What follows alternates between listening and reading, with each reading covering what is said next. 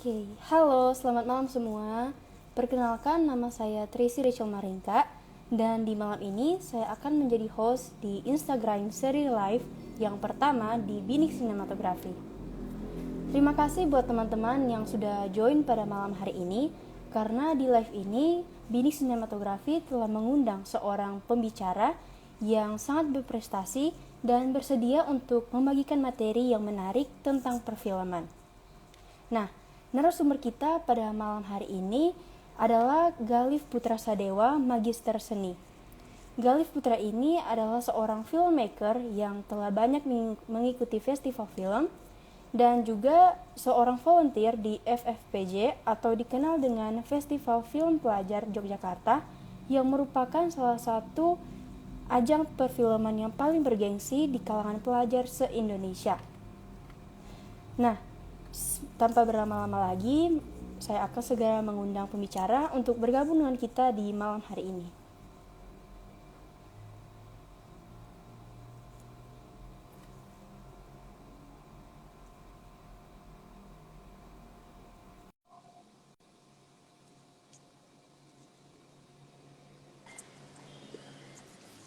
Halo, selamat malam. Halo, selamat malam. Apakah suara saya kedengaran? Ya, terdengar. Oke, baik. Jadi, Mas Galif, apa kabar? Baik, baik, baik banget ini. Sehat. Oke, mantap.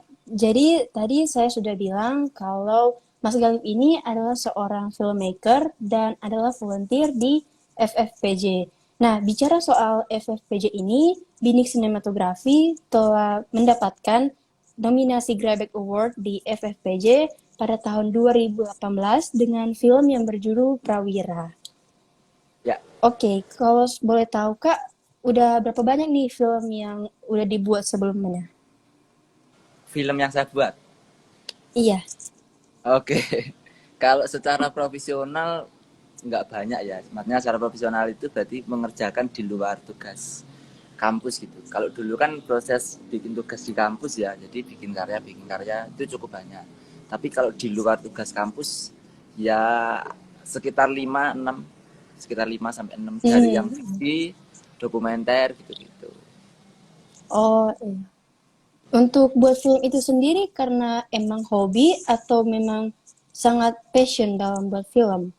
Oke, sebetulnya kayaknya kejebak deh kayaknya. Dulu itu awalnya di dulu kan saya SMK ya awalnya SMK. Dulu tuh pinginnya Mhm. masuk di eh, TAV kalau tahu ada TAV kan jadi teknologi audio video itu Ah, lebih kepada bikin dan memperbaiki lah kira-kira gitu. Cuma waktu SMK ada jurusan baru tuh broadcast. Nah iseng tuh ini jurusan baru apa ya hmm. gitu. Nah masuk ke situ. Jadi dari kejebak itu kemudian suka sampai sekarang. Jadi lebih ke hobi sih, hobi tapi kemudian jadi mata pencaharian kayaknya ya. Oh, keren keren, mantap. Oke, bicara soal pemateri tadi kan tema kita pada malam hari ini adalah manfaat pendidikan film bagi pelajar. Nah, Ya, film itu merupakan sarana yang penting untuk dipelajari. Oleh karena itu, menurut menurut Mas Galif, apa manfaat yang bisa dipetik jika siswa berkontribusi dalam pembuatan film, walaupun nantinya tidak akan terjun ke dalam dunia film? Bagaimana itu? ya, menarik sekali nih manfaatnya ya, manfaat dari bikin film. Iya. Jadi ada banyak sekali teman-teman saya jumpai, baik teman-teman saya waktu SMK maupun saat saat studi kuliah ya. Jadi itu gini, ada beberapa memang yang saat SMK ngambil jurusannya broadcast gitu ya. Lalu kemudian belum tentu dia kuliah di film ataupun kerja di dunia film. Atau juga saat kuliah. Nah tapi ketika saya berjumpa dengan mereka saya tanya, ih kamu sekarang kerjanya sangat menyimpang nih kira-kira gitu dari kuliah. Hmm. Ada nggak ilmu yang kamu dapat gitu? Kebanyakan paling sedikit mereka bilang bahwa oh ada, yaitu masalah manajerial. Nah itu yang saya jadi keren juga gitu. Maksudnya gimana tuh? Kan kalau kita bikin film itu harus bagus tuh manajerialnya. Kita nata mulai dari pra sampai pasca gitu kan, bahkan sampai distribusi. Nah itu mereka terapin ketika mereka kerja sekarang. Ambil contoh saya ada temen yang dia sekarang kerjanya itu bikin semacam kayak penyedia jasa gitu ya, penyedia jasa untuk mengantarkan barang dari satu titik ke titik lain. Itu kan nggak ada kaitannya dengan film sama sekali betulnya toh. Tapi Iya, iya.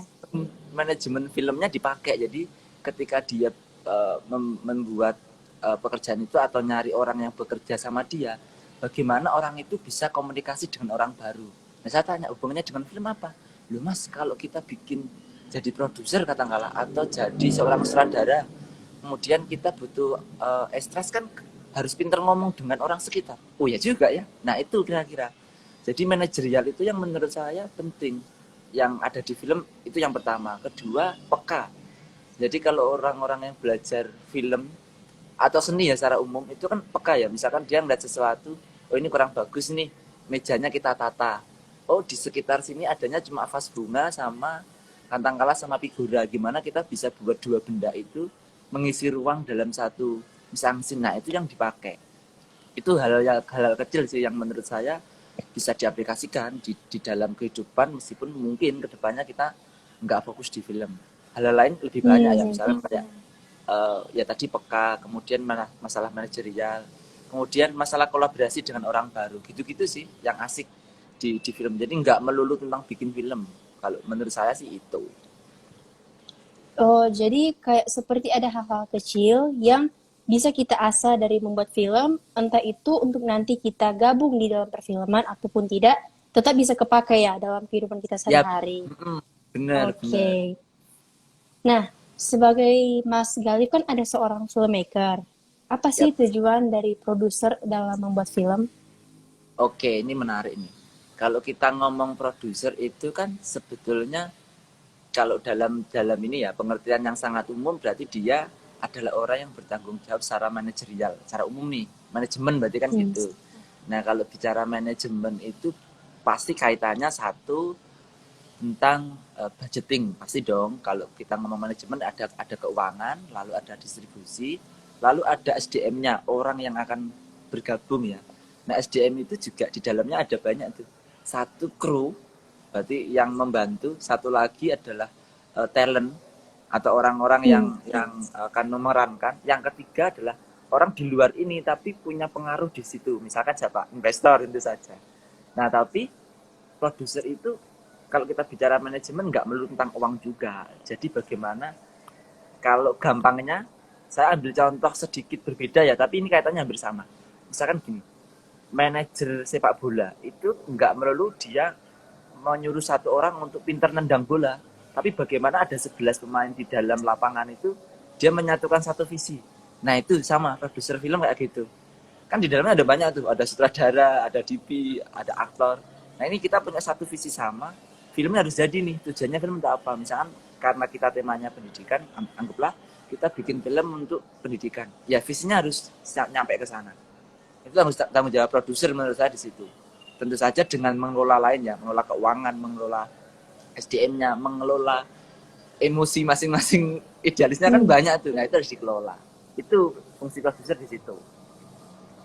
Jadi bagaimana produser seperti kayak wadah yang menyatukan berbagai komponen dari SDM, berbagai persiapan untuk menghasilkan suatu film yang baik. Oke, Iya, jawaban yang benar. sangat baik dari Mas Galih. Nah, berikutnya dari berbagai aspek dalam film, menurut Mas Galih, apa komponen terpenting dalam memproduksi suatu film? Oke, komponen terpenting dalam film ya. Jadi sebetulnya ini saling terkait sih. Nggak bisa kita mengatakan salah satunya lebih penting daripada yang lainnya atau menihilkan salah satu itu nggak. Kalau menurut saya itu kurang pas. Misalkan kalau saya bilang, oh yang paling penting itu cerita, ya visual juga penting gitu. Jadi kalau yang paling penting Hmm. dalam film ada kayak semacam segitiga gitu loh, segitiga yang itu saling terhubung. Kalau dalam produksi pasti segitiganya kan produser, penulis naskah sama sutradara nih. Tapi kalau dalam film secara utuh ya visual storytelling itu penting. Kemudian bagaimana peka terhadap situasi hari ini, berarti bagaimana memanfaatkan simbolnya. Yang ketiga kita tahu tuh ini mau kemana film kita gitu. Mau kemana itu bukan melulu tentang ini ya, tentang capaian filmnya nanti harus menang atau enggak, tapi bagaimana film itu dapat diterima Misalkan gini, ambil contoh, kita mau bikin film itu tujuannya untuk apa dulu, kita harus tahu. Nah itu penting. Kemudian setelah kita tahu tujuannya, mau diputar di mana, kan gitu tuh. Hmm. Hmm. Tujuannya untuk teman-teman SD, tapi kita muternya di YouTube, kurang pas kan gitu kira-kira. Itu kemudian kalau untuk teman-teman SD berarti ceritanya harus sesuai dengan mereka, jangan ceritanya kita tapi dibuat seolah-olah untuk anak SD. Jadi ini saling saling terkait. Jadi visual storytelling penting, visual yang pas penting, dan juga untuk apa film ini dibuat. Ada 3 sih menurut saya. Tapi ini saling saling terhubung ya, nggak bisa dipisah-pisah. Jadi seperti harus tetap sama ya, 3 komponen Ya, itu harus ada, harus selalu ada. ya, Nah, benar. bicara soal film di kalangan pelajar, apalagi sekolah, kalau misalnya di sekolah itu tidak ada produser, kita harus bagaimana, Kak? Oke, anggaplah anggaplah ini ada anu ya, ambil contoh ada 4 atau 5 siswa dalam satu sekolah yang mau bikin film kira-kira gitu ya. Lalu nggak ada produser Hmm, gitu kan kira-kira. Nah, iya. cara terbaik adalah tetap kita harus harus secara ideal memilih salah satu dari mereka jadi produsernya gitu. Itu pasti. Kenapa? Karena nanti dia akan mengurusi manajerial tadi. Jadi ketika mau bikin film kan kita mikir lokasinya di mana. Nanti siapa yang terlibat, narasumbernya siapa, itu harus ditunjuk. Cuma bukan berarti kemudian dia satu orang yang harus bertugas untuk nyelesain semuanya, enggak juga. Ya kita bantulah bareng-bareng. Kalau dalam proses ya bareng-bareng nggak apa-apa. Tetapi dia punya tanggung jawab terhadap tupoksinya, itu tugas dan tanggung jawabnya. Gitu. Jadi nggak bisa terus, wah kita nggak ada produser nih siapa, bareng-bareng ya nggak apa-apa juga, berempat produser ya nggak apa-apa. Tapi alangkah lebih baiknya itu tetap satu orang, jadi dia sebagai leadernya aja, kerjanya bareng-bareng tetap. Itu paling enak sih kalau untuk proses belajar. Oke. Nah, selanjutnya, menurut Mas Galif, apakah film yang baik dapat mempengaruhi pembentukan karakter bagi pelajar atau sebaliknya? Wah, ini tentu saja ya. Tentu saja. Saya pikir ini pertanyaan yang sangat penting dan jawabannya sangat berpengaruh. Jadi perbedaannya film menurut saya ya, perbedaannya seni media, film maupun maupun fotografi maupun visual motion itu yang membedakan adalah kalau sastra misalkan, kalau puisi misalkan ada baitnya gini nih atau dongeng ya, dia bilang menikmati senja di bibir pantai Kuta. Dia bilang gitu. Kalau dalam sastra kan kita imajinasi tuh, oh, kira-kira senjanya kayak gini gitu ya. Tapi kalau Hmm. film itu nggak bisa imajinasi karena ketika kita nonton sudah ada bentuk visualnya kan gitu. Nah, kaitannya apa dengan tadi pembentukan karakter? Kalau misalkan orang bikin film dengan tujuannya memang untuk mengarahkan ke sesuatu, merubah perspektif, ya orang akan tertanam tuh. Ambil contoh, orang bikin film untuk menunjukkan bahwa oh hidup di jalanan itu keras, ya maka fokusnya ke di kerasan jalanan gitu. Tapi kalau misalkan kita baca sastra bahwa hidup di jalanan itu keras, itu kita masih bayangannya keras itu yang gimana ya, oh cari makan sulit kira-kira gitu kan, cari teman sulit. Tapi kalau visual karena kita mata yang paling utama kan gitu, udah ke fokus gitu, jadi sangat mempengaruhi. Maka film adalah salah satu media yang memiliki kontribusi besar sebagai pembentukan karakter gitu. Hmm. Oke, tadi Mas Galif juga sempat nyinggung sastra. Ya. Sastra soal film ya kan, media visual. Nah, di negara ini karya sastra itu tentu saja tidak hanya film. Ada banyak karya sastra lain yang juga berkontribusi dalam membentuk kesenian di negara kita ini. Nah, tapi mengapa film itu termaksud di dalam karya sastra modern?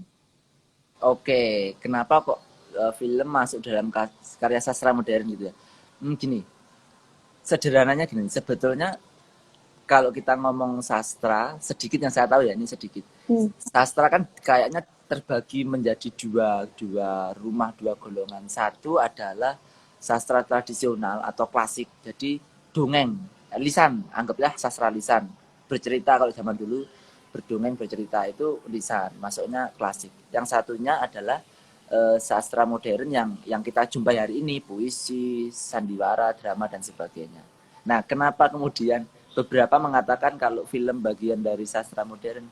Kayaknya karena di dalam film ada dramanya, ada olah tubuh, ada eh, apa ya, semacam dramaturgi bahasa tepatnya, dramaturginya.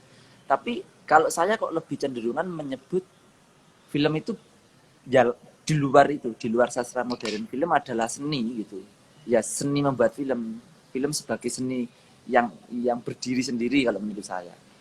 Karena kalau disebut sastra modern ya kebetulan aja ada dramanya, tapi dia lebih kompleks karena film tadi itu dia bisa mempengaruhi tadi karakter dia. Film juga bisa digunakan sebagai banyak media, mau mau media pendidikan bisa, media politik bisa, media kesehatan bisa, macam-macam gitu. Jadi lebih, dan di dalamnya, nah ini yang bedakan dengan sastra lain ya, atau kalau kita nyebut seni lain, di dalam film itu banyak seni yang bisa masuk, ya enggak? Ada seni suara, Hmm. karena kalau dia nyanyi tuh berarti masuk tuh. Ada seni lukis, permainan warna ada di situ. Ada seni musik, ada sound kan, kalau kita bikin film ada suara, ada sound effect dan sebagainya. Ada seni teater pasti karena ada aktor dan sebagainya. Nah, itu yang membedakan dengan seni lain menurut saya, bahwa film itu lebih kompleks. Maka saya lebih cenderung bahwa film disebut seni sendiri gitu. Itu kalau kalau pandangan saya ya. Kalau beda pandangan tentu saja sangat boleh, nggak masalah. Hmm. Jadi bisa dibilang dari pendapat Mas Galif kalau film itu suatu bentuk lain dari sastra modern. Dia suatu bentuk karya seni yang menyatukan segala bagian-bagian seni yang ada yang kita tahu saat ini. Nah, selanjutnya dalam membuat film, apa saja elemen-elemen yang membuat film itu terlihat sinematik? Oke, ya, memang sering ya sekarang itu banyak yang mengatakan sinematik gitu. Padahal sebetulnya film itu kalau kita ngomong bikin film ya dia udah sinematik gitu. Karena kalau kita ngomong sinematik kan itu terdiri dari dua suku kata ya. Sinema dan kinetik gitu, atau gambar yang bergerak gitu. Kinetik kan gerak. Sinema itu kan dari kata apa, ininya filmnya gitu loh. Secara sejarah sebetulnya kalau kita ngomong. Jadi kalau saya ditanya sinematik itu gimana, kadang-kadang sedikit bingung. Bukan kita bikinnya sinematik gitu. Pasti kita bikin sinematik, mau filmnya mungkin wiggle atau handheld ya itu tetap sinematik. Nah, tadi kalau pertanyaannya itu, mungkin lebih tepatnya gini ya, lebih tepatnya bagaimana membuat film yang estetik, mungkin itu lebih tepat. Jadi membuat film yang kalau kita ngomong estetik kan nyampe lah, pesannya nyampe. Yaitu unsur-unsurnya yang pertama, kalau kita ngomong dari film ya tentu yang pertama cerita. Ceritanya mau dibuat gimana nih, mau ngomongin apa nih gitu. Setelah itu visualnya, jadi harus pas, nggak lebih, maksudnya nggak lebih itu, eh, kalau menurut saya visual yang baik itu visual yang bisa mewakili dari naratifnya, bukan kebalikannya gitu. Jadi harus harus kuat antara naratifnya itu mau ngomong, gini, tak kasih contoh sederhana biar biar lebih gampang. Misalkan naratifnya itu mau ngomong tentang aktor ini sedih, kalut gitu toh, kecewa, merasa sangat sangat terpukul, terhina. Kalau dalam dunia teater, kalau dalam dunia pemanggungan, itu kan dia harus teriak-teriak, kan gitu. Menunjukkan dia sedih kan harus kelihatan. Kenapa? Karena ya kalau nonton teater kan ada jeda, ada jarak tuh. Nah kalau di film nggak perlu dia teriak, kita cukup secara visual, oke, karena naratifnya gitu kita cukup ambil close up deh, kan gitu. Dengan close up dia cukup dengan mata yang sayu, terus dia netekan air mata, udah cukup gitu. Atau kemudian contoh lain, untuk nunjukin seseorang itu sedang kepanasan di tengah jalan atau gurun, dia cukup melihat ke atas, selalu ada cahaya, sinar yang sangat kuat, kemudian keringat di leher, itu udah cukup. Nah itu menurut tadi kalau menunjukkan estetisnya, saya rasa di situ malah hubungan hubungan eratnya. Soal bicara visual, saya pernah kepikiran, bagaimana jika saat kita membuat film dan menunjukkan suatu visual bagi penonton, tapi penonton tidak mengerti atau tidak tangkap dengan apa yang kita tunjukkan dari visual itu, apa yang harus kita lakukan? Oke, ini bagus nih. Memang banyak banyak dijumpai ya kadang-kadang kayak gini. Maksud pembuat filmnya itu ngomongnya A gitu kan kira-kira. Tapi Iya. teman-teman tuh nangkepnya enggak ah, ini bukan A, ini B, bahkan C gitu. Itu biasanya gini. Karena sejak dari kalau kita bikin cerita, biasanya kan ada istilahnya bedah naskah ya. Bedah naskah atau story development atau membangun cerita. Nah, di situ kadang-kadang memang ada beberapa bagian penting yang itu luput itu terlupakan gitu, terlupakan atau keselip. Jadi padahal bagian-bagian penting itu fungsinya kalau kita ngomong dalam cerita untuk bridging. Misalkan kita mau tadi kasih visual bahwa ambil contoh gini deh, kalau ada orang meninggal di beberapa daerah itu kan biasanya disimbolkan dengan bendera warna putih kan gitu ya. Oh ada bendera warna putih, kalau kita close up, oh, ini ada orang meninggal tuh. Kita tujuannya gitu. Tapi belum tentu loh di daerah tertentu bahwa warna putih itu adalah mewakili orang meninggal gitu.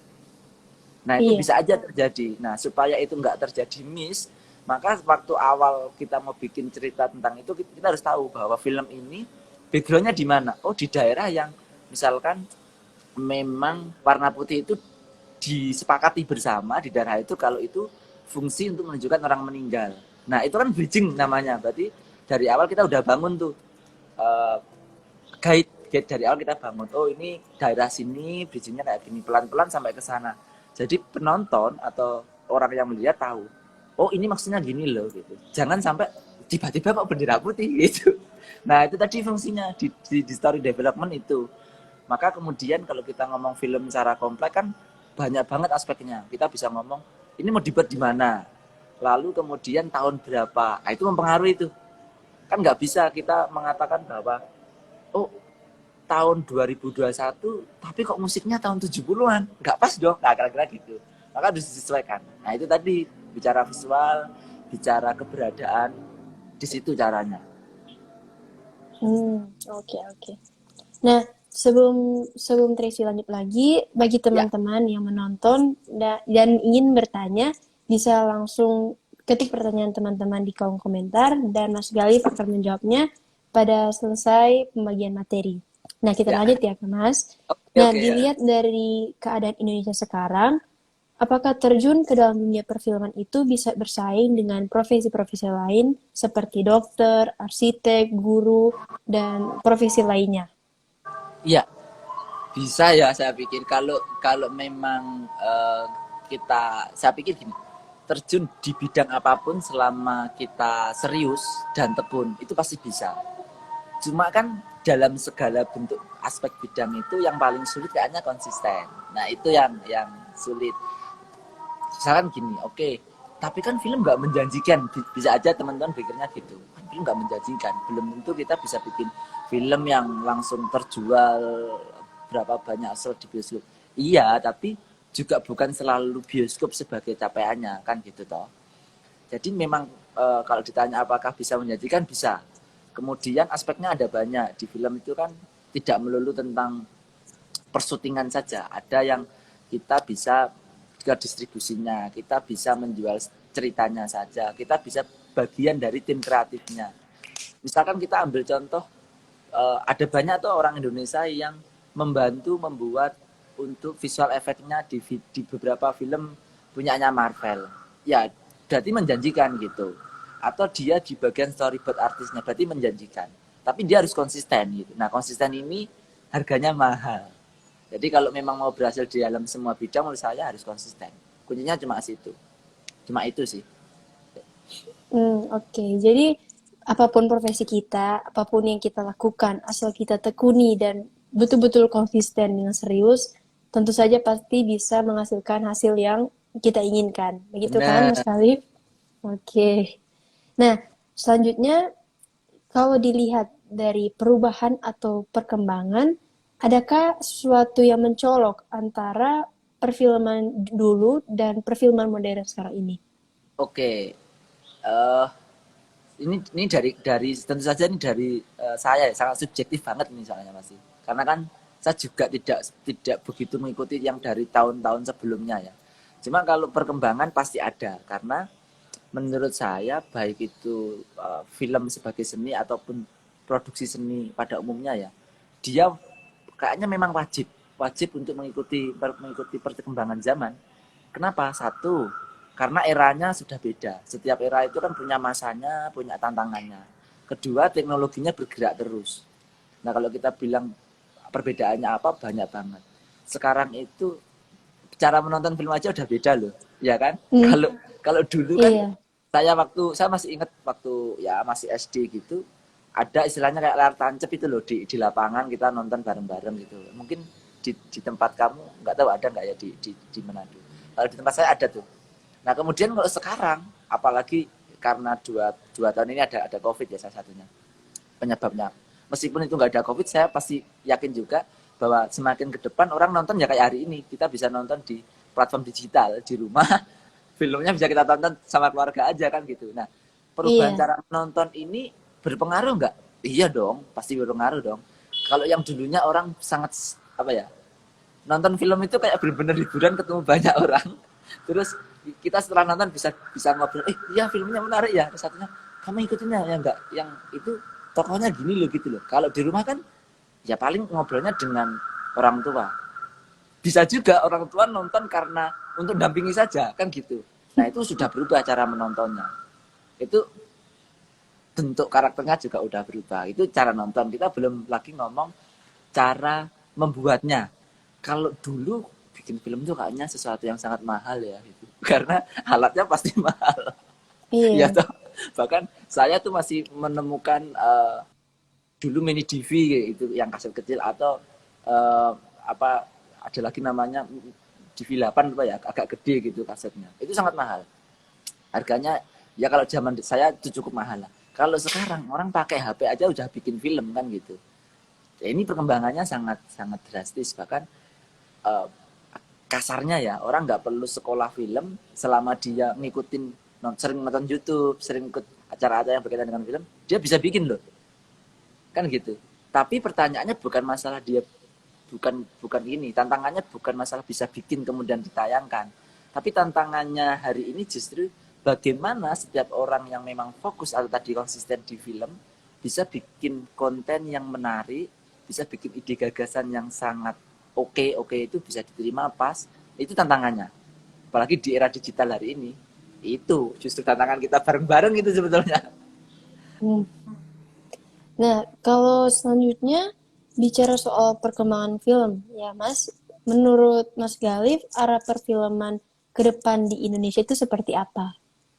Oke, Bicara soal bidang FFPJ kan bidang soal pelajar. ya. Dan mungkin banyak juga mulai dari sekarang ada pelajar yang berminat dalam membuat suatu film.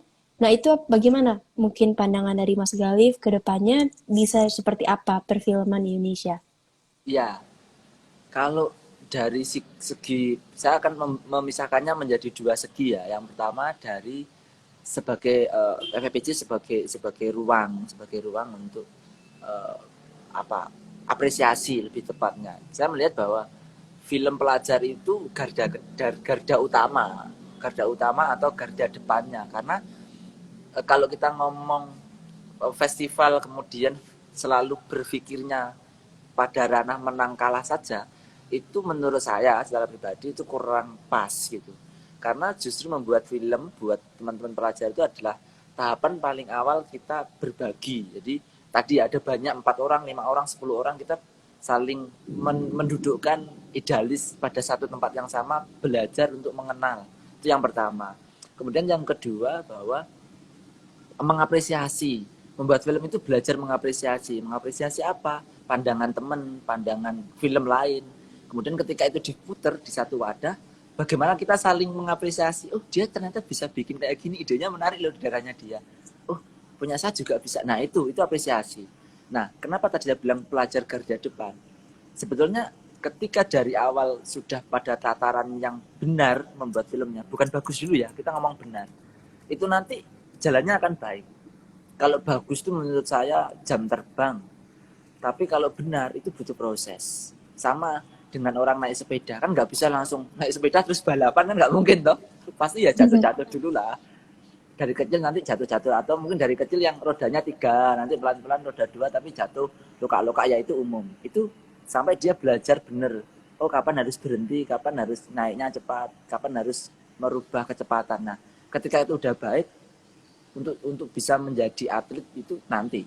Nah kalau kita ngomong lagi arah ke depan film Indonesia khususnya untuk pelajar, saya melihat dan saya merasakan bahwa semakin membaik gitu, semakin membaik karena sekarang teman-teman pelajar itu sudah melek media. Dalam artian dia udah tahu. Saya banyak melihat di film-film atau ketika ada jadi juri di beberapa acara gitu ya. Secara look filmnya tuh bagus. Bagus. Cara pengambilan, cerita, itu tuh bagus. Ya memang kemudian tadi bagaimana tahapannya itu benar, itu yang itu butuh proses. Tapi kalau ditanya ke depan gimana? Akan lebih baik gitu. Karena maju, teknologinya maju, teman-teman sudah melek media, tinggal dibarengi dengan literasi yang lebih baik. Literasi itu dari bacaan yang bentuknya tekstual, tulisan, dan juga sering-sering diskusi, itu yang penting. Karena nanti gini, ini bumerang untuk kita semua ya, untuk saya juga untuk kamu dan mungkin teman-teman yang hari ini menyaksikan. Bumerangnya gini kadang-kadang. Kita itu mengenal sedikit sudah merasa paling tahu. Nah itu sih Hmm, PR-nya. oke, baik. Kak, Mas Galif, ada Ya, pertanyaan dari penonton. Tracy akan langsung undang saja supaya penonton bisa langsung bertanya kepada Mas oke, Galif. iya, boleh, boleh, iya. Supaya ada interaksi langsung. Iya, oke.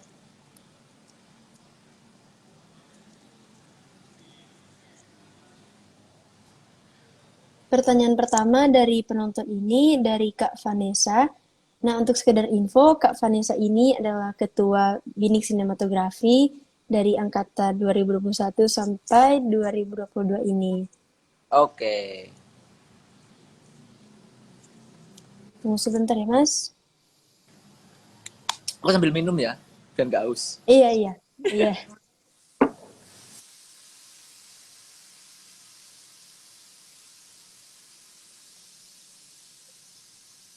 Kayaknya jaringan dari Kak Vanessa lagi bermasalah. Bagaimana kita lanjut ke pertanyaan selanjutnya?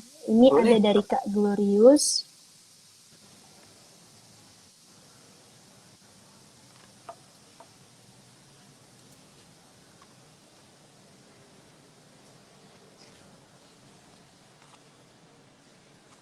Halo Kak Glorius.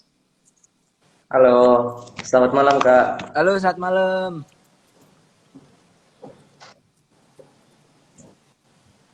Silakan Kak Glorius untuk langsung bertanya ke Mas Galif.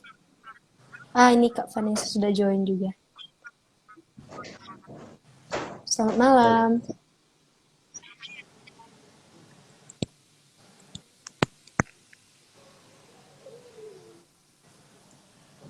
Kak Vanessa bisa bertanya duluan kepada Mas Galif. Setelah itu nanti pertanyaan Kak Glorius selanjutnya. Oke, baik. Selamat malam teman-teman. Selamat malam Mas Halo, selamat Galih. malam.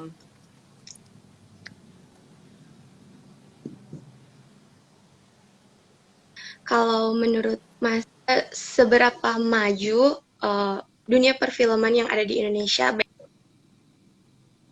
baik dari segi pengambilan gambar, segi cerita, atau apapun itu, dan apakah perfilman di Indonesia itu punya potensi untuk bersaing dengan perfilman-perfilman dari negara-negara luar. Seperti contohnya kalau di Asia ada Korea Korea Selatan atau mungkin bisa menyaingi Amerika. Amin.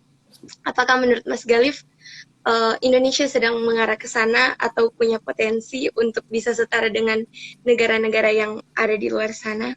Makasih. Oke, ya. Kalau dari yang saya lihat di beberapa tahun terakhir ini ya, itu sangat bisa dan sangat punya potensi ke sana. Kalau kalau kita membicarakan itu berdasarkan data, anggaplah atau fakta yang ada. Berapa banyak sih film Indonesia yang masuk festival internasional? Oh banyak ya. Yang menang banyak juga gitu. Locarno, Toronto, adalah Sundance dan sebagainya. Ada. Tapi kemudian gini, kadang-kadang kan kita membandingkannya atau perbandingannya gini. Tapi dia bisa nggak menjadi semacam film yang merajai di banyak negara. Misalkan ambil contoh, kalau kita ngomong film-filmnya Marvel gitu, bisa nggak? Ya bisa aja, tapi waktunya kapan ya itu saya juga belum tahu waktu yang untuk mengatakan waktu kapan dia bisa pada titik itu. Kalau kita ngomong dengan jumlah banyaknya tiket yang terjual kira-kira gitu, itu saya nggak bisa mengatakan karena saya nggak punya data yang konkret untuk itu. Tapi kalau dari segi tadi, segi pengambilan gambar, cerita, dan disandingkan di luar dengan produk luar, saya yakin dan saya sangat mengatakan dengan sangat percaya bahwa kita sudah pada tataran yang sama sebetulnya. Karena banyak sekali kok film-film kita yang kalau kita ngomong head to head gitu di festival dapat penghargaan gitu. Berarti kan diapresiasi gitu. Nah, penghargaan atau piala itu hanya gift-nya aja sih, bentuk konkretnya, tapi bahwa dia diterima sangat nyata dan itu mampu. Kemudian secara teknologi bisa nggak? Bisa, alat dari sana bisa kita pinjam dan sebagainya. Atau kalau kita mau melakukan post pro-nya, kita bisa kirim filenya kok gitu. Itu sangat sangat bisa ya. Di luar kita membicarakan aspek-aspek lain, misalkan regulasi itu kan udah beda ya, regulasinya tentu sangat beda dong. Kalau kita ngomong regulasinya dengan luar negeri ya pasti tentu saja kita sedang mencoba mengarah ke sana lebih baik, itu pasti. Kemudian kenapa kok di luar sudah tertata dengan baik dari hilir ke hulu, dari hulu ke hilirnya atau dari pangkal sampai ke bawah. Ya memang film dari barat tentu saja. Pasti dia sudah sejak lama terbentuk ekosistem yang sangat baik yang itu perlu kita pelajari sebetulnya. Jadi apakah kembali lagi kalau jawaban saya sangat sangat baik, punya potensi ke sana, tinggal bagaimana kemudian kita bisa mengisi bagian-bagian kosong yang itu bisa aja nggak ada di sana. Misalkan kita bicara film dengan misi kebudayaan, film dengan misi ada dan sebagainya, itu kita bisa ke sana arahnya. Tapi kalau kita ngejarnya yang terlalu banyak visual effect, CGI gitu, kok menurut saya bukannya saya mengatakan nggak bisa ya, bukan itu, tapi mending nggak usah ke sana. Atau kalau memang mau ke sana, ya monggo-monggo saja. Tapi alangkah lebih baiknya kalau kita fokus di bagian yang memang kita punya dan kita mampu. Gitu, itu lebih fair menurut saya. Dan kita bisa mengarah sana. Gitu.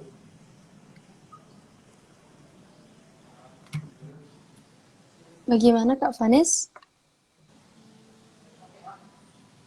Ya, baik. Terima kasih Mas Sama-sama. Ganif atas jawaban dan semoga membantu ya. iya. Baik, selanjutnya Kak Glorius silakan untuk bertanya. Baik, selamat malam Kak. Halo, selamat malam. Terima kasih Kak atas kesempatan yang diberikan. Perkenalkan, nama saya Glorius Paruntu dari Binik Sinematografi Gen kelima.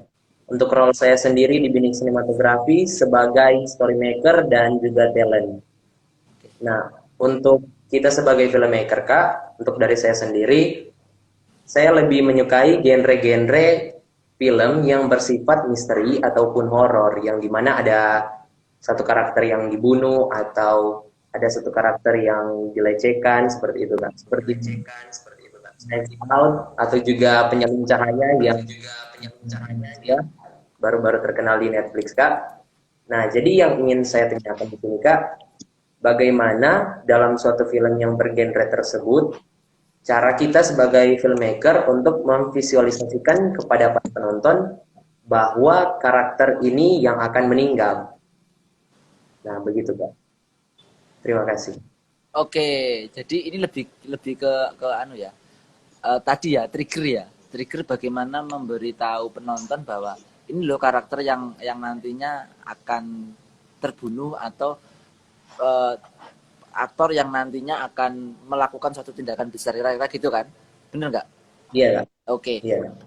Kalau saya ditanya caranya yang sama dengan yang tadi saya sempat singgung masalah satu contoh tadi visual bendera tadi, warna putih itu bisa nggak menyimbolkan tentang kematian ya di daerah tertentu. Nah, balik lagi ke masalah itu, saya ingat banget mungkin nanti habis ini teman-teman juga bisa cek. Ada salah satu film ya dari sekian banyak film yang saya sukai, judulnya itu Siko.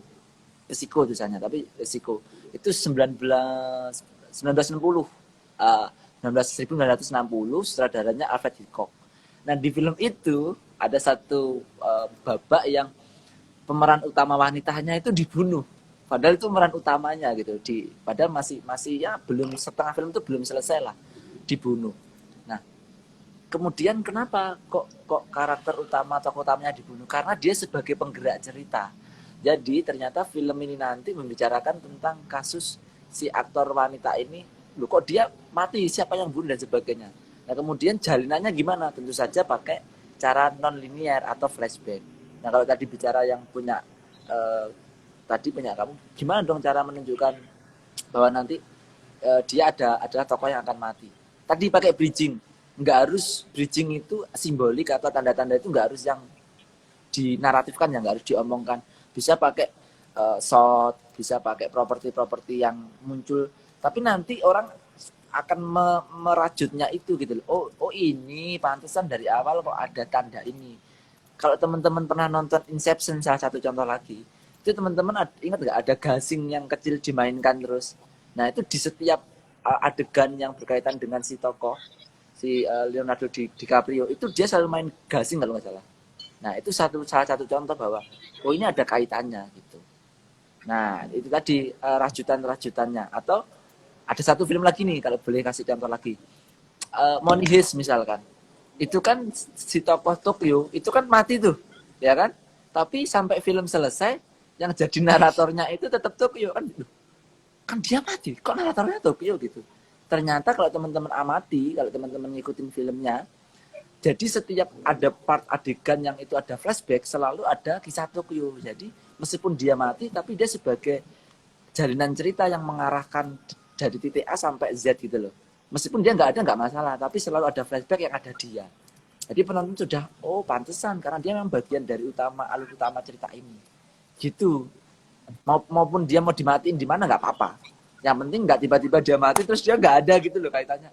Jadi tokoh utama kok mati tapi nggak ada kaitannya gitu. Itu jadi masalah itu. Gitu. Untuk visualisasi yang seperti ada karakter yang berdiri di depan jendela begitu Kak, atau ada karakter yang berpakaian baju merah itu yang menandakan bahwa dia akan mati, itu benarkah atau gimana? Oke, kalau ini berarti perspektif ya, perspektif bahwa warna tertentu itu bisa nggak mewakili orang dia akan mati. Itu kalau saya mengatakan gini, tidak bisa dikatakan itu 100% orang akan mengamini. Jadi sama kayak gini. Itu kesepakatan sebetulnya bahwa ada 2 burung merpati, kemudian dia disimbolkan sebagai sepasang kekasih yang sedang jatuh cinta. Bisa nggak? Bisa aja, tapi nggak selalu semua orang menganggap itu. Sama dengan tadi, kalau misalkan ada dia pakai baju merah, dia pasti mati nggak? Ya belum tentu gitu. Tinggal bagaimana baju merah atau warna merah ini sering dimunculkan dan berkaitan dengan kematian, itu baru bisa. Jadi kalau cuma muncul sebentar kemudian dia mati, apa kaitannya dia tiba-tiba mati, kira-kira gitu. Maka harus tadi pinter-pinternya kita bikin bridging, bikin tanda-tanda bahwa itu punya kaitan penting. Itu salah satu contohnya gitu. Iya Kak, baik Kak, terima kasih Kak. Sama-sama. Oke, bagi Kak Vanis dan Kak Glorius, apakah masih ada pertanyaan lain? Pas. Oke, terima kasih sudah bertanya. Dan bagi teman-teman audiens lain yang ingin bertanya, sangat boleh untuk diketik di komentar, dan jika pertanyaannya menarik, akan diundang langsung untuk bisa langsung bertanya ke Mas Galif. Dipersilakan jika Kak Vanessa dan Kak Glorius untuk meninggalkan live ini bersama, mungkin supaya ada teman-teman lain yang bisa kembali join lagi dengan kita. Terima kasih Kak, terima kasih. Sama-sama. Terima kasih. Oke, baik Mas Galif, lanjut lagi dengan pertanyaan lain. Nah, setiap kita menonton film, haruskah kita memperhatikan sisi sinematografi film yang ditonton? Oh iya, iya dong.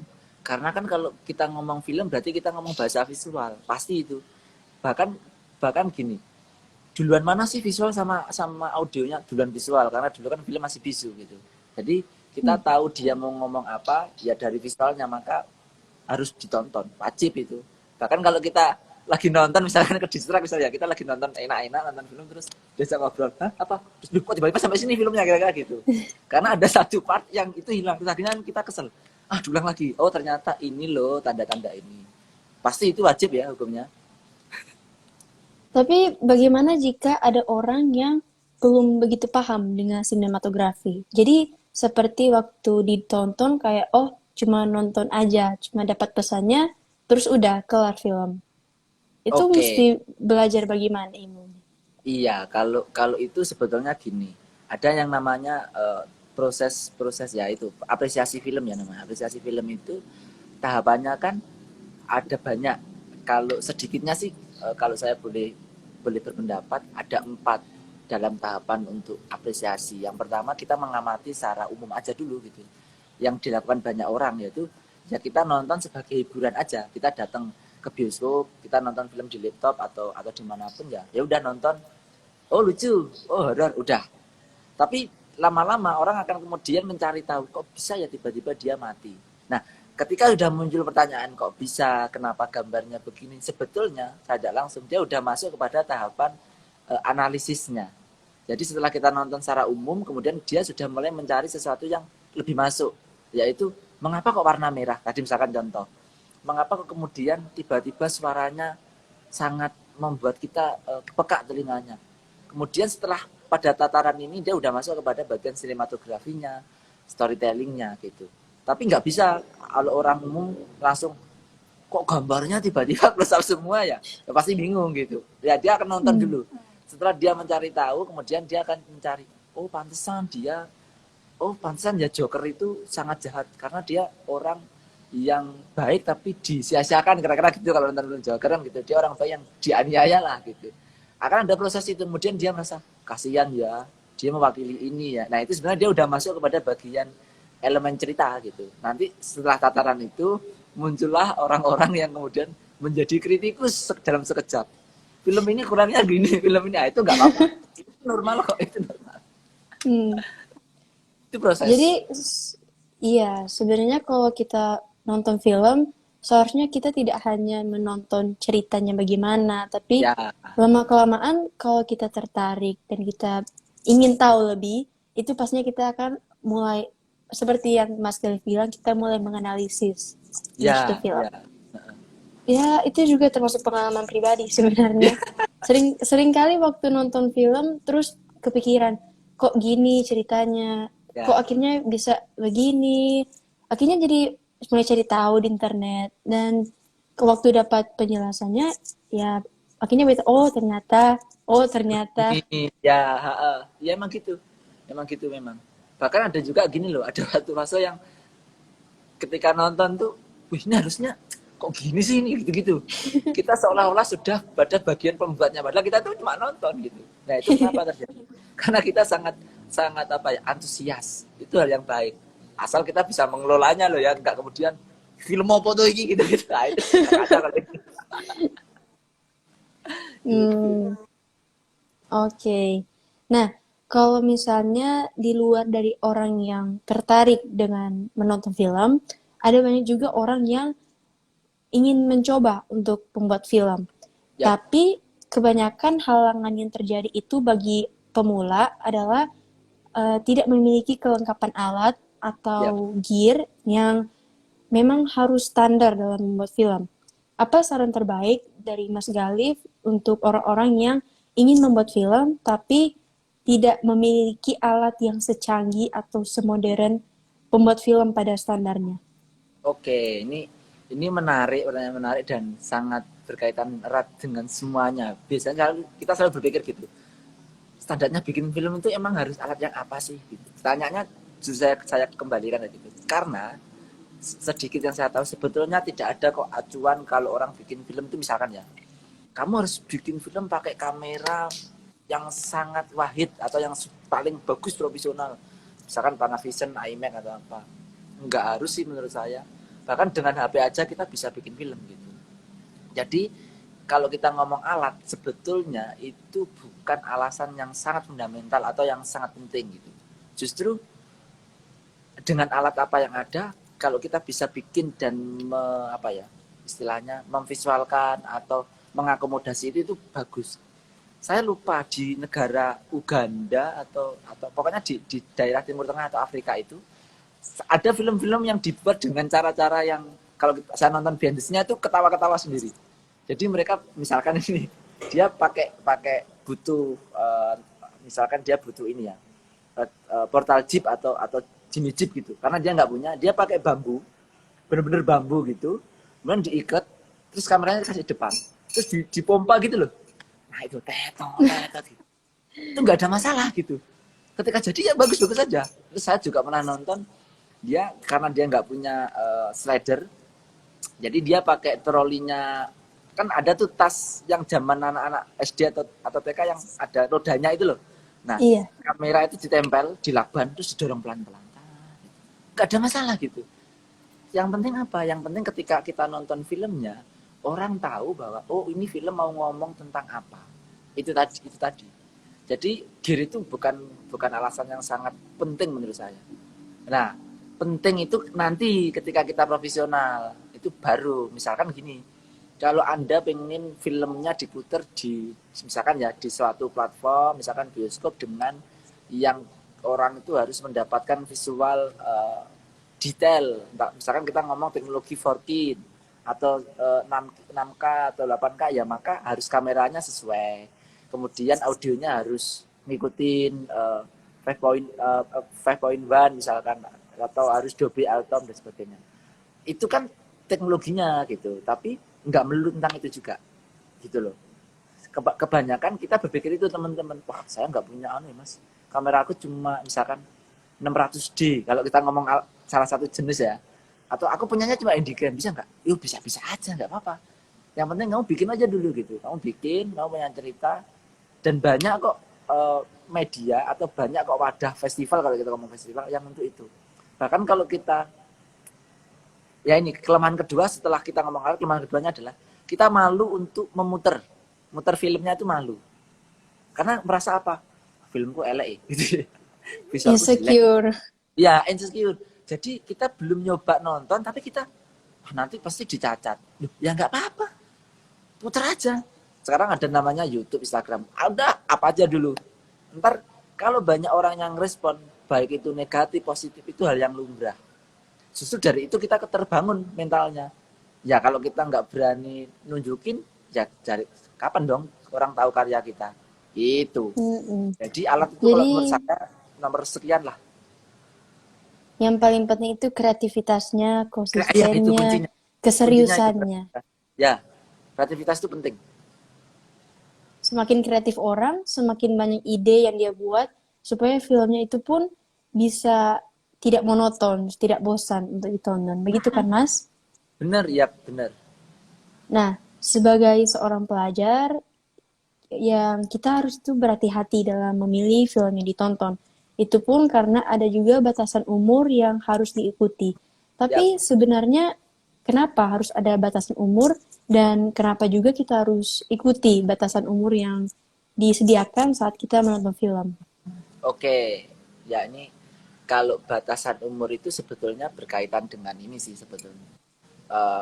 Itu kan regulasi ya. Ada memang produk audiovisual, baik yang program televisi, film dan sebagainya itu kan diatur dalam undang-undang. Ini kita bicara sedikit sangat formal nih kalau bicara undang-undang nih berarti kan. Karena ada acuannya nih gitu. Nah, di undang-undang penyiaran itu saya lupa tahunnya 2012 atau 2011. Tapi ada undang-undang penyiaran yang mengatur itu. Termasuk kemudian dengan lembaga sensor film. Nah, fungsinya apa? Ada semua umur kan gitu, SU terus 13 plus dan sebagainya.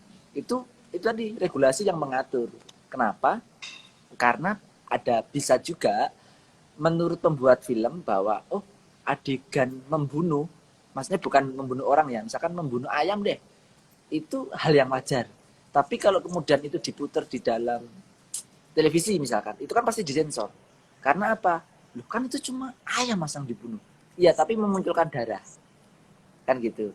Lalu proses membunuhnya itu ketika di close up kelihatan dia pakai pisau atau apa, itu menimbulkan kengeriannya dan sebagainya. Itu diatur oleh undang-undang gitu. Lalu berkaitan lagi, kenapa kok harus kita mentaati itu?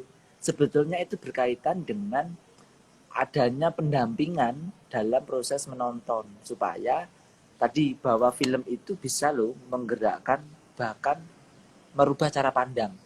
Nah, kita bisa ambil pandangan sederhana gini. Kita punya adik umur ya baru SD kelas 2 katakanlah ya, kemudian ada film yang tiba-tiba itu baku hantam. Atau dulu Smackdown deh. Pernah masih ingat nggak ada dulu Smackdown, tahu ya Smackdown? Ada Nah, tahu. itu kan ditirukan sama anak-anak di sekolah gitu, Iya. semuanya dibanting dues. Nah, itu bimbingan gitu. Itu perlu bimbingan bahwa ini tontonan tapi nggak boleh ditiru gitu loh. Makanya ada tuh beberapa adegan sulap itu tidak untuk ditirukan, untuk apa. Nah, takutnya sulap itu kan trik. Tapi kalau orang yang anak-anak nggak tahu, dia bisa kok masukkan apa namanya pisau gitu. Tiru-tiru tuh sampai sini dong pisaunya bisa. Dan itu kan nggak lucu. Terus dia masukin ular. Ya dia kan tahu triknya. Kalau orangnya nggak tahu, ularnya masuk beneran nih sampai sini. Keluar karena ularnya. Kira-kira gitu. Jadi regulasi itu memang diatur supaya orang pada ruang yang pas, pada ruang yang tepat. Nah, makanya kemudian di beberapa film ada yang ketika nonton itu dibimbing sama orang tua. Fungsinya apa? Orang tua itu mengarahkan. Nah, kasusnya ketika itu terjadi orang tua itu juga sibuk sendiri, anaknya nonton sendiri. Bahkan orang tua cuma main HP atau apa. Nah, itu jadi problem juga. Gitu kira-kira. Sampai ada lain kali kayak tawuran antar sekolah pun terinspirasi dari film. Itu padahal sangat disayangkan. Nah, Benar kan, benar. Mas? Cross Hero itu filmnya itu. Film Jepang itu, SMK. Nah, jadi ada teman-teman saya yang bertanya dari WhatsApp, Ya, menurut Mas Galif, adakah opsi-opsi mata kuliah yang dapat menjadi pertimbangan bagi kita yang bercita-cita untuk menjadi filmmaker, terutama kameramen?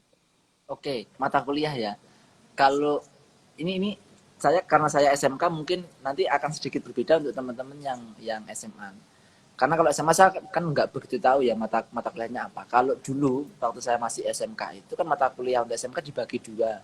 Jadi yang satu mata kuliah produktif itu berkaitan dengan jurusan.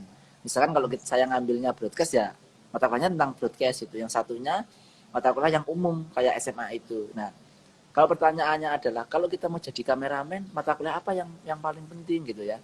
Saya pikir semuanya penting gitu. Nggak hanya tentang teknis pembuatan film, berarti bukan hanya mata kuliah fotografi, bukan hanya mata kuliah tentang kamera saja. Emang mata kuliah bahasa Inggris penting? Penting dong. Kan semua kaitan di film atau sinematografi itu acuannya bahasa Inggris. Kalau kita ngomong close up, shot size itu bahasa Inggris kan gitu. Kan nggak lucu. Misalkan saudaranya bilang, till up digging dot, till up itu apa ya? Misalkan gitu, karena dia nggak tahu. Misalkan itu contoh sederhana. Atau matematika penting nggak? Loh ada. Apa kaitannya matematika dengan atau kameramen? Karena ada hitung-hitungannya. Di sedikit saya tahu kalau untuk kameramen atau DP itu kan kadang dia bikin pakai light meter, dia ngitung. Oh ini kalau asalnya, kalau ISO-nya segini 200 maka bukaannya sekian. Kalau jaraknya itu jauh maka dia butuh lensa 300 mili. Itu kan bukan karena dia gambling gitu loh, kayak A, B, C, D, O, D 300 mili, A, B, C, O, C 20 mili, enggak juga. Nah, semua yang dia pilih itu berdasarkan hitungan matematis. Bahkan berkaitan dengan fisika, bahkan ada kimianya. Kalau dia mencuci film kan kalau negatif kemudian mau dicetak kan berarti ada proses kimiawi. Dia harus tahu tentang kimia juga. Lalu ada juga seorang kamera person atau penata kamera juga harus tahu tentang etika. Etika kan berarti berpengaruh kepada mata pelajaran apa ya? Budi mengerti atau kalau sekarang kewarganegaraan. Cara bersosial atau IPS itu semuanya berkaitan semua menurut saya. Jadi semua mata pelajaran itu penting untuk membentuk karakternya. Secara knowledge, kemudian kalau secara skill ya dia harus banyak praktek, dia harus banyak membuat karya, kemudian diputar supaya orang tahu, memberi masukan. Dan yang paling penting jangan mudah baper. Nah itu yang paling penting.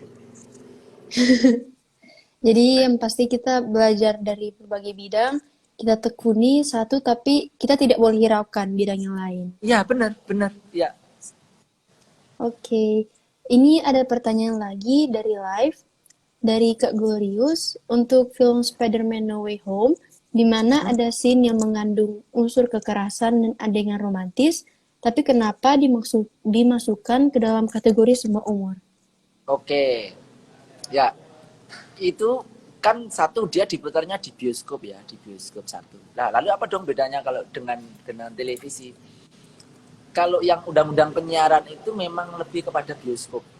Jadi ambil contoh yang tadi misalkan eh, tentang itu ya membunuh hewan misalkan.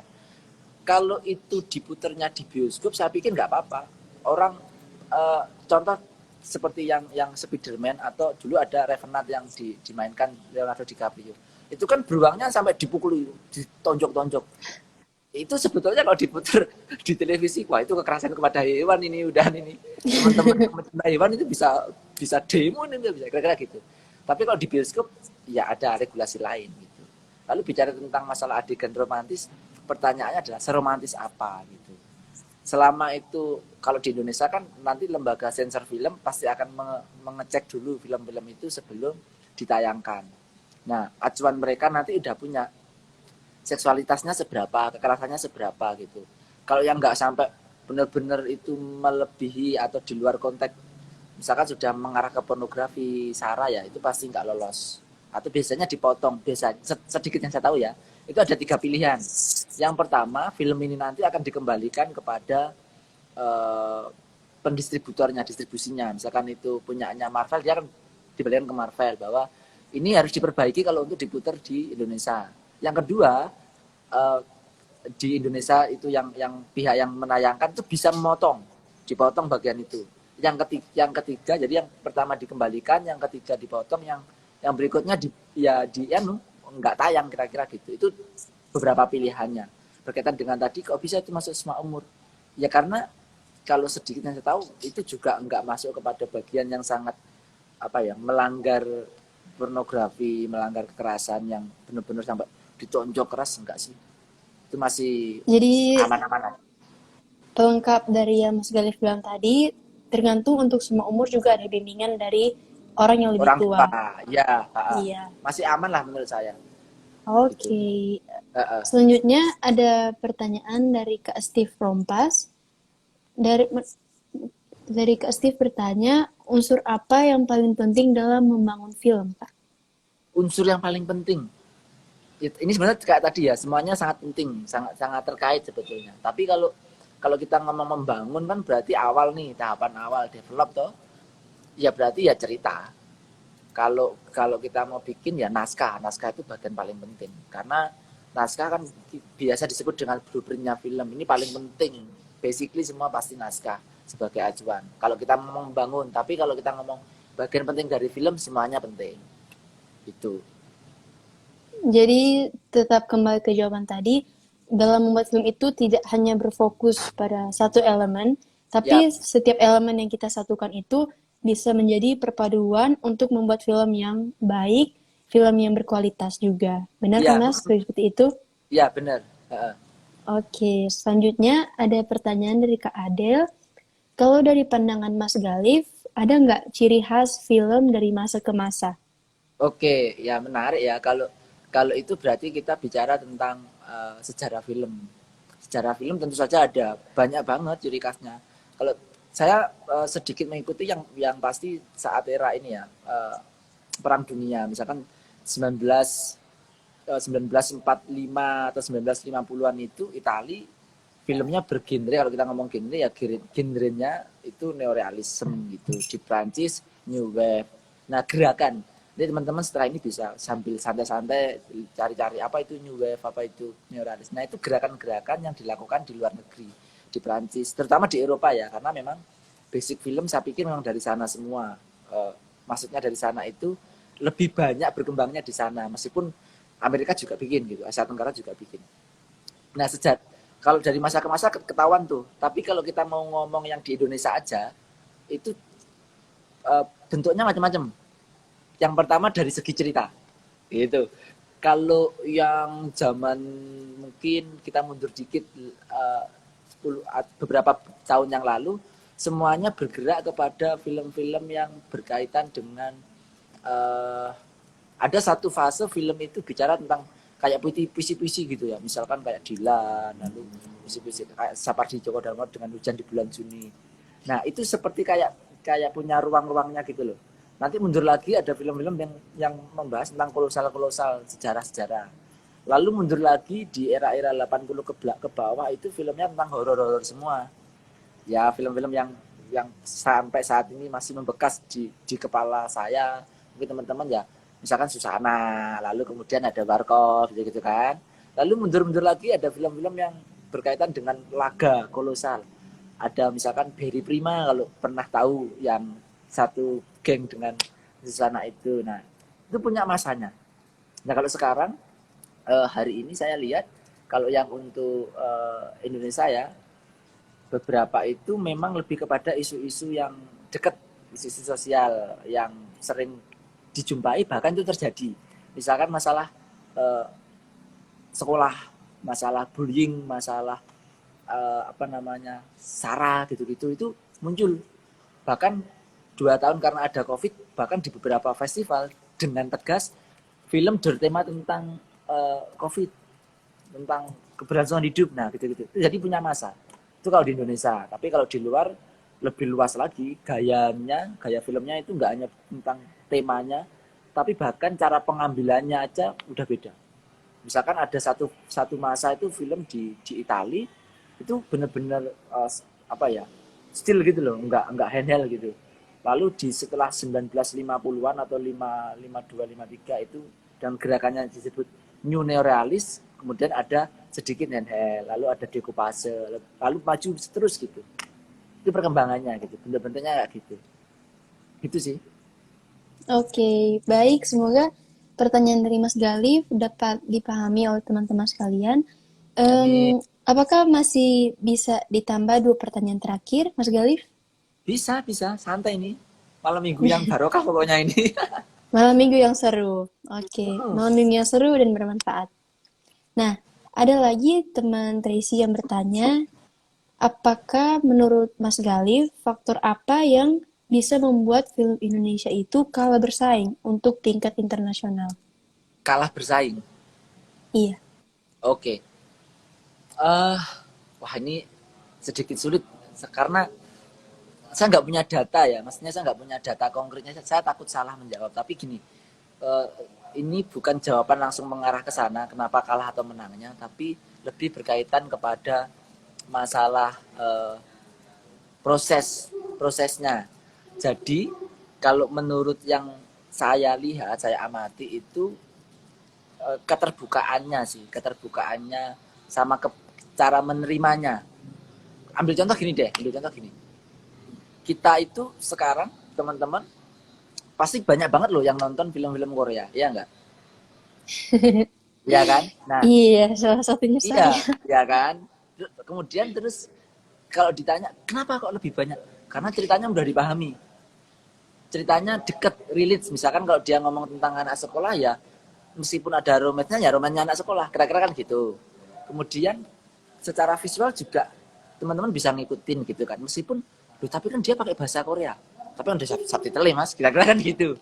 Nah, tapi kenapa kalau film yang punya kita sendiri teman-teman nggak mengikuti gitu? Karena ada semacam jeda, ada semacam jarak terhadap film-film yang kita produksi sendiri. Nah, jarak ini ditimbulkan oleh apa? Yang menimbulkan jarak ini sebetulnya faktornya ada banyak. Yang pertama, ketidaktahuan kita bahwa kita juga punya film-film yang luar biasa. Bahkan cenderungnya kita tahu kalau kita punya film bagus itu setelah dia menang. Kalau kalah kita nggak tahu. Misalkan ambil contoh tadi, misalkan Penyalin Cahaya deh. Kita tahu setelah dia menang di banyak festival tuh. Sebelumnya kita nggak tahu kalau dia ikut festival gitu. Atau misalkan ada film-film bagus yang memang dia nggak ikut festival tapi di-uploadnya di YouTube. Kita nggak tahu kalau dia belum viral dulu. Bahkan kadang-kadang. Iya.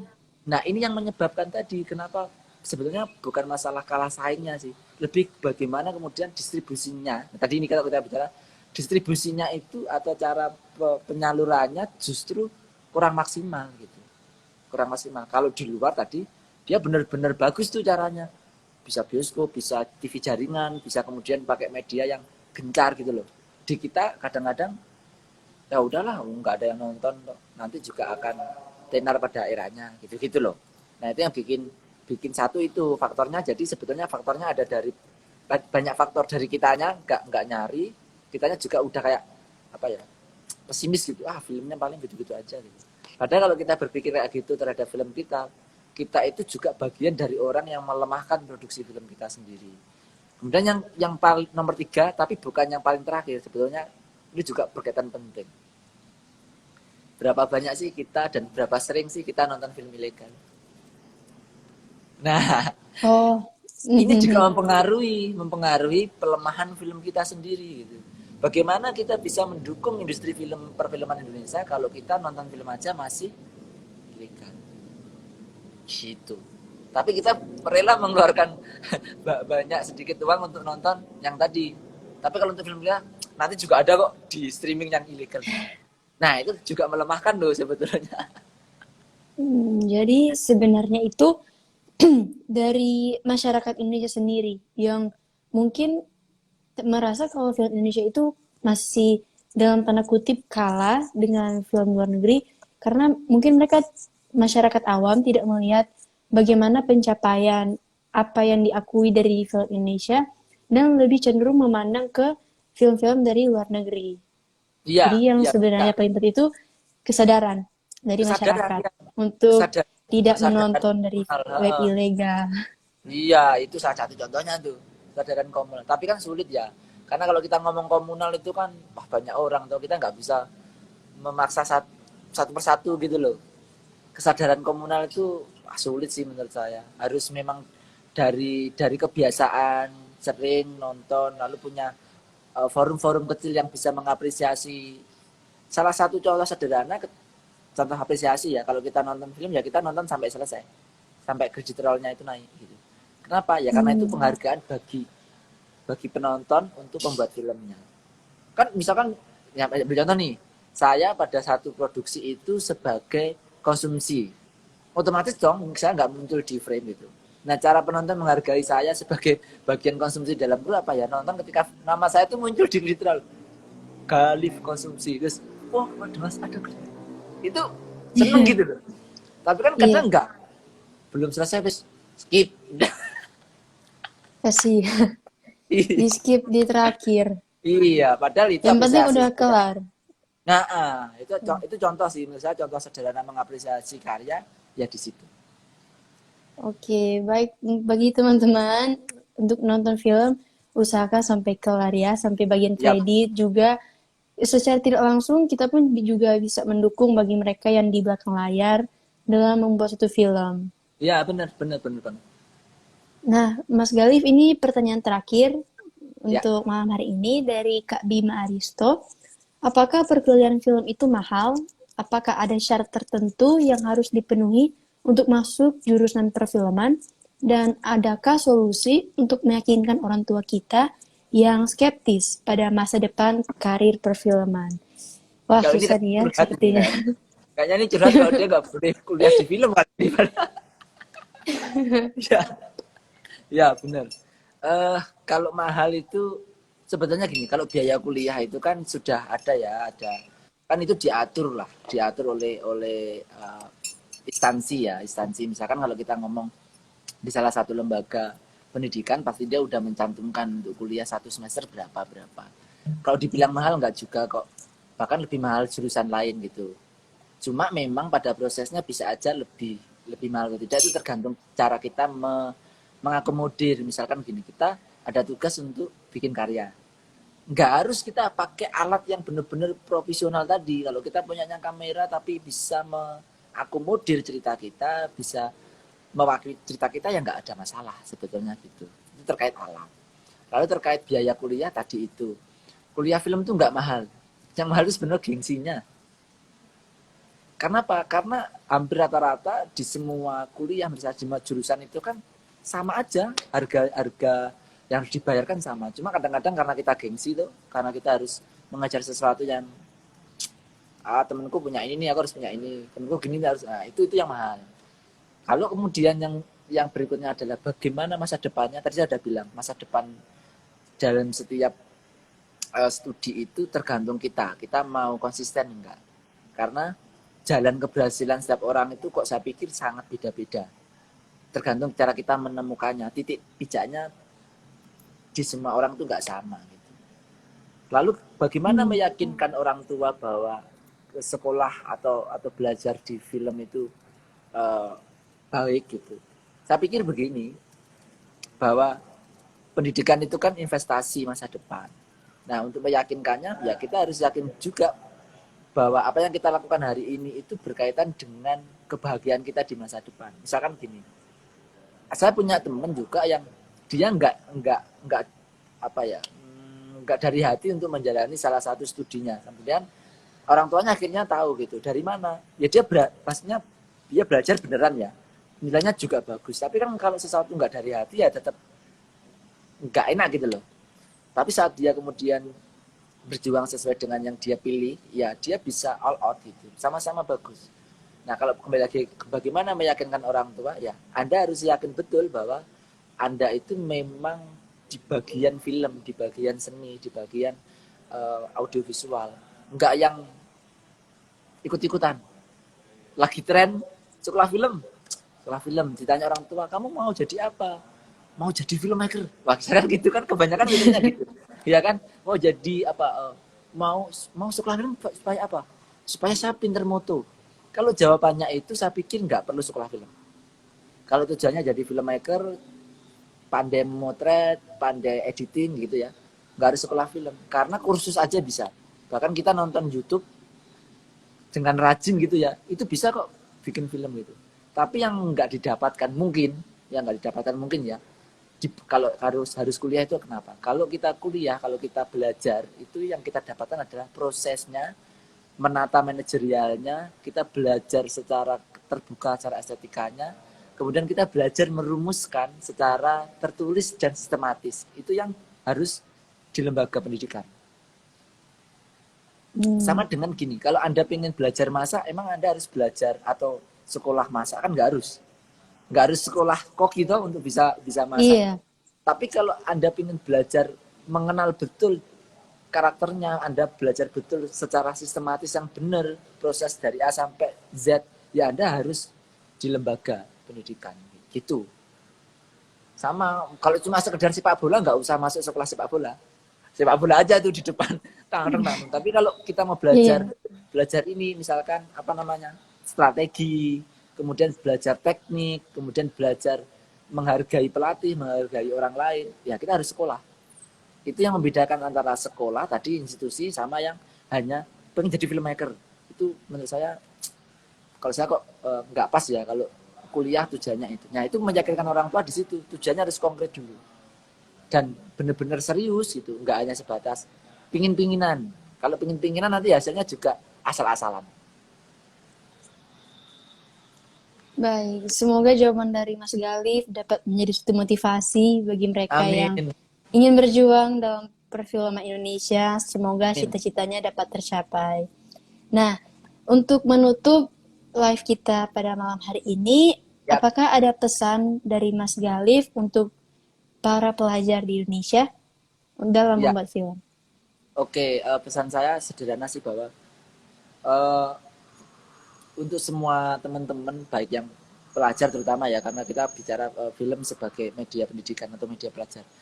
Bagaimana kemudian kita sadar betul bahwa apa yang kita lakukan ketika kita membuat film itu adalah cara kita untuk berbagi tentang gagasan kita sebagai pelajar. Dan kita belajar mengapresiasi hal-hal sederhana di lingkungan kita untuk kita suarakan dalam bentuk film gitu, dalam bentuk visual. Karena baik ketika tadi bahwa kesadaran bahwa film itu bisa mempengaruhi karakter pendidikan itu pasti terjadi, dan pelajar adalah tonggak awal untuk memulainya gitu. Jadi kalau dari awal kita udah belajar yang benar, saya pikir kedepannya akan baik. Dan yang terakhir lagi, nggak usah malu-malu untuk bikin film, nggak usah bingung untuk bikin film, dan nggak usah insecure bahwa alatku cuma ini, alatku cuma itu. bikin aja dulu. Bikin film sangat gampang. Kita tinggal pencet record dan kita akhiri dengan stop. Itu aja. Sisanya mengalir. Lalu banyak-banyaklah bertanya. Nggak usah malu. Pasti banyak kok yang kalau tujuannya kita baik, langkahnya kita baik, pasti banyak yang membantu, banyak yang berbagi. Gitu. Oke. Semoga pesan ini dapat disimpan dalam hati dan pikiran terlebih lagi untuk kedepannya bagi Binik Sinematografi. Semoga kita semua dapat menghasilkan film yang berkualitas, dapat menjadi media Amin. pembelajaran bagi semua pelajar Indonesia. Nah, sebelum diakhiri live-nya, apakah bisa untuk di screenshot Kak sebagai bentuk dokumentasi? Boleh, ayo. Oke. Oke, 1, 2, 3. Oke, terima kasih Mas Galih. Nah, Sama-sama. teman-teman jangan lupa juga untuk di-follow Instagramnya Mas Galih, yaitu Waduh. Galih Putra. Dan juga untuk akun Bidik Sinematografi juga kita banyak akan membagikan info-info lagi dan mungkin kedepannya juga ada live Instagram series yang berikutnya. Terima kasih banyak untuk Mas Galih di malam minggu yang Sama-sama. produktif ini telah Sama-sama. memberikan materi. Terima kasih buat kesempatannya FEPJ bisa berbagi ya pada malam hari Iya, terima kasih. Semoga informasi ini dapat berguna bagi semua penonton yang telah mendengar. Terima kasih juga bagi semua yang telah menonton di malam hari ini. Semoga kita semua selalu diberkati dengan kesehatan dimanapun kita berada. Amin. Baik. Terima kasih ya semuanya teman-teman yang udah gabung. Sukses buat Binik Cinema. Terima kasih Mas Galih. Jadi, Mungkin bisa ketemu lagi di kesempatan lainnya. oh iya dong. Mampirlah kalau ke Jogja. Amin, semoga pandemi Oke. bisa berakhir, bisa Yap. terbang ke Jogja. Oke. Baik, terima kasih Mas Galih. Live-nya Jadi- akan di end ya sekarang. Yap. Selamat malam semua. Malam ya teman-teman. Makasih.